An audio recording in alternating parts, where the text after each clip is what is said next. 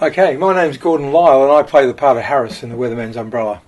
You may not recognise me sitting here like this. More likely you'll notice me once you've seen the movie because I'm like this a lot of the time.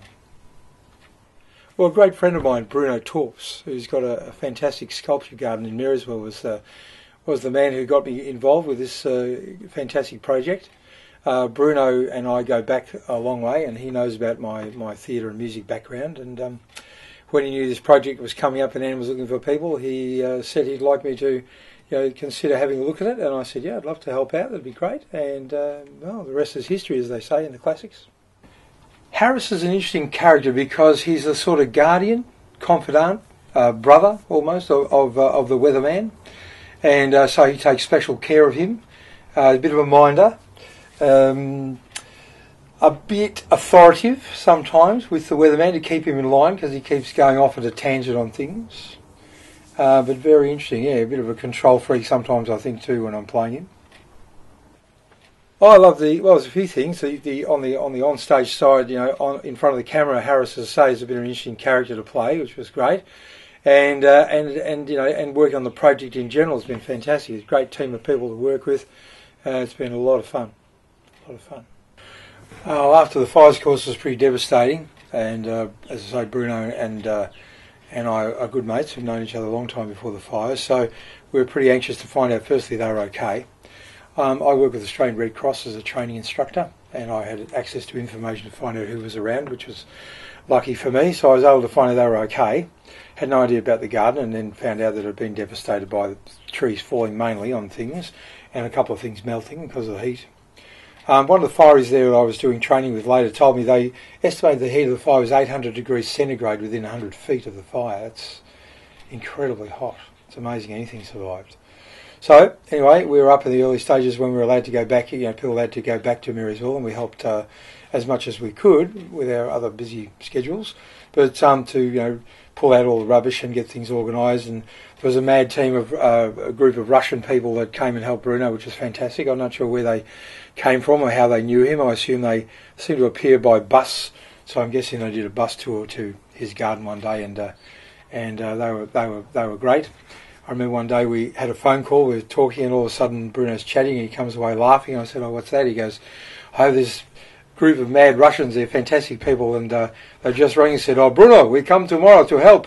So they were coming up to do some great work, and they did. They helped out in lots of ways to restore the garden and restore the bits and pieces, recover the broken parts and all that sort of stuff, which was amazing. And to see it up and running now is brilliant. And the fact that Bruno got some photos of it as it was just after the fires, and you can go through the garden and see what it was like and what it is now is brilliant. Absolutely amazing. I think it is a unique combination of things. The Weatherman's Umbrella puts together the amazing work of Bruno Torps, but then puts it into a script that Anne Ritchie has written, and made it into a great story that could appeal to all ages. Well worth a look.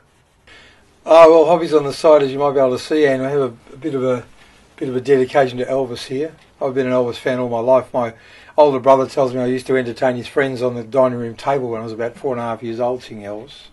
So I'm not sure how true that is. I can't remember, but I guess it probably was, knowing me. I believe he was an amazing man, one of the most amazing entertainers that's ever been and probably ever will be. Changed the world in so many ways with introducing a lot of the elements we now consider as standard in terms of rock and roll and things. In the time he came onto the scene, he was the right man in the right place, I believe. He just changed attitudes about it, changed attitudes about the music. Has affected the music of so many other people, great people. Even John Lennon was heard to quote that, before Elvis, John Lennon said there was nothing. I'm not sure I quite agree with that totally, but he certainly did make a huge impact on life. So, I've been involved with Elvis all my life. I started the first Elvis Tribute Week Festival this year in Melbourne, which was a great thing. I was very proud and pleased to be able to do. We're going to try and make it an annual event in Melbourne if we can, which would be great. And we sing a bit of Elvis here, occasionally get in a jumpsuit, shave the beard off on Elvis Tribute Week and have a bit of fun. Well, I tell you what, we have great fun here. This is a karaoke lounge in our house downstairs. We have a few dedicated parties. We usually have at least one Elvis party during the year. And I like to get out and say and do Elvis, particularly around Tribute Week and during the time of his birthday in January, early January. Have a Parks Festival in New South Wales, which is fantastic. Been there a few times and entertained up there as well. And as I say, we do a bit of stuff down here. I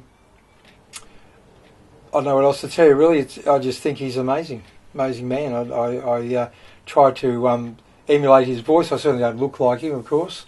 People do tell me they think I sound like him a bit, which is very generous of them. But I just think he was terrific.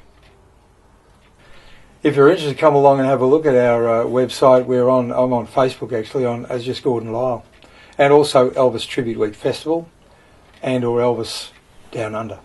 If you go to any of those Facebook pages, you'll find out what's going on with Elvis in our world. It'd be great, and I'd like to say if you do come along, thank you very much.